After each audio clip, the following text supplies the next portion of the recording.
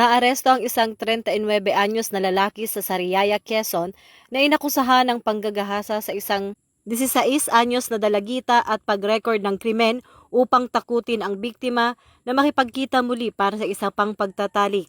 Ayon kay Philippine National Police Anti-Cybercrime Group Director Brigadier General Wilson P. Asueta, kinilala ang suspect na si alias Noli na nagtatrabaho bilang katulong sa tindahan ng mga magulang ng biktima. Lumabas sa investigasyon na nilansi ng suspect ang dalagita na pumunta sa kanyang apartment noong Setyembre 15 sa pangakong bibigyan siya ng pera at regalo. Nang pumasok ang biktima, tinakot siya ng suspect na may baril at ginahasa habang kinukuhanan ng video sa buong pangyayari. Dahil sa matinding takot, hindi agad naiulat ng biktima ang pangyayari.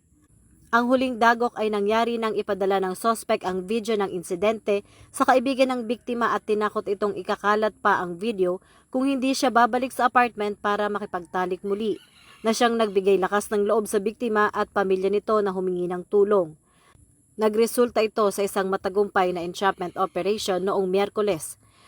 Naharap na ngayon ang suspect sa maraming kasong kriminal, kabilang ang paglabag sa RA 9995 o Anti-Photo and Video Voyeurism Act, RA 7610, Special Protection of Children Against Abuse, Exploitation and Discrimination Act, RA 11930, Anti-Online Sexual Abuse o Exploitation of Children and Anti-Child Sexual Abuse or Exploitation Materials Act, at grave coercion sa ilalim ng Revised Penal Code.